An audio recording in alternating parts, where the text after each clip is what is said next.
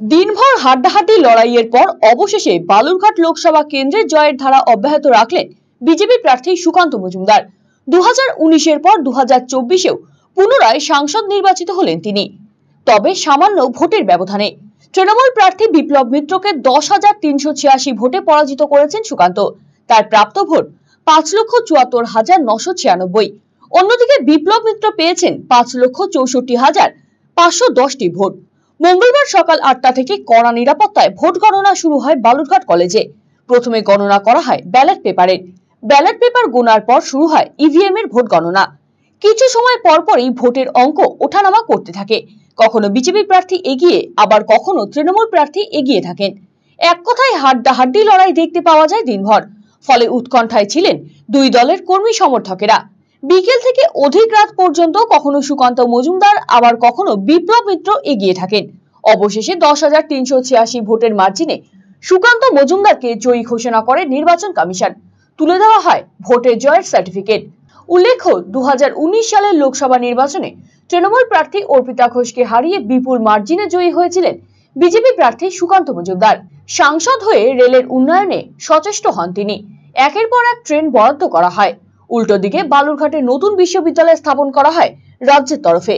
রাজ্য জুড়ে ঘাসফুলের দাপট দেখা গেলেও এদিন চূড়ান্ত ফলাফলের পর দেখা যায় সুকান্ত মজুমদার 10,000-এরও বেশি ভোটে ব্যবধানে তৃণমূলের দৌর্দণ্ড প্রতাপ নেতা বিপ্লব মিত্রকে হারিয়ে দিয়েছেন। লোকসভা নির্বাচনে দেশের মধ্যে পশ্চিমবঙ্গ ভালো ফল করবে বলে মন্তব্য করেছিলেন স্বয়ং প্রধানমন্ত্রী নরেন্দ্র মোদী। সেখানে কোন অঙ্কে এই ভরাডুবি ঘটলো তা নিয়ে উঠছে প্রশ্ন। এমনকি রাজ্য সভাপতি হয়েও নিজের কেন্দ্রেই কার্যত টালমাটাল অবস্থায় ছিলেন সুকান্ত মজুমদার। উদ্বেগে ছিলেন দলের নেতাকর্মীরা। যদিও শেষ পর্যন্ত স্লগ ওভারে ছক্কা হাঁকিয়ে জয়ের কাপ তুলে নিলেন সুকান্ত মজুমদার। এদিন সংবাদ মাধ্যমের মুখোমুখি হয়ে সুকান্ত মজুমদার জানিয়েছেন, পুনর্গণনা করে তাকে চক্রান্ত করে হারিয়ে দেওয়ার চেষ্টা করা হচ্ছিল, কিন্তু শেষমেশ তা সম্ভব হয়নি।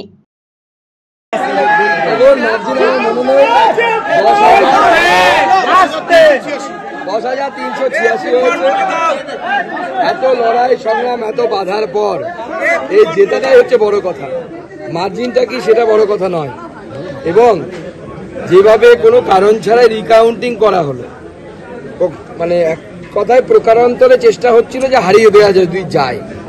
আমার কর্মীরা দাঁতে দাঁত চেপে চোখে চোখ রেখে শেষ পর্যন্ত লড়াই করেছে। এই জয় আমি পশ্চিমবঙ্গবাসী এবং আমার এই জেলার ভারতীয় জনতা পার্টির সাধারণ কর্মীদেরকে আমি এটা উৎসর্গ করলাম। অন্যদিকে রাজ্যের দক্ষিণে সবুজ ঝড়ের বিরোধিতায় কুপকাত হলেও নিজের পরাজয় নিয়ে বিপ্লব মিত্র বলেন, কিন্তু ঘটনা হচ্ছে কাউন্টিং হয়ে যে জায়গাতে গেছে তাতে হচ্ছে দেখা যাচ্ছে যে আমরা পিছিয়ে আছি।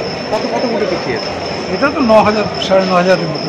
সাংগঠনিক দুর্বলতা চাইতে আমাদের দেখতে হবে যে ব্যাপারটা কারণটা কি। কারণ একটা বলা হচ্ছিল যে এত জায়গাতে অমুক এত আমরা লিড পাবো, আরেকজন বলছিল যে এই জায়গাতে আমরা এত বেশি লিডে আমরা এই জায়গাটা এগিয়ে থাকবো। আমরা দেখলাম সেই সমস্ত জায়গাতে কিন্তু এই ঘটনাগুলোই ঘটছে। আপনাদের দলের কোনো সাপোর্টেজ হয়ে যাচ্ছে মনে হয়? সাপোর্টেজ তো কেউ না কেউ নিশ্চয়ই আছে, করেছে। এটা তো উনিও নিজেই টিভিতে বলেছেন যে আমাদের দলের লোকেরাই নাকি ওনাকে জেতাবে। ঘটনাটা এরকমই হয়েছে দেখা যাচ্ছে। তো সুতরাং যেহেতু উনি নিজেই স্বীকার করেছেন যে আমাদের দলের লোকেরাই নাকি ওনাকে জেতাচ্ছে।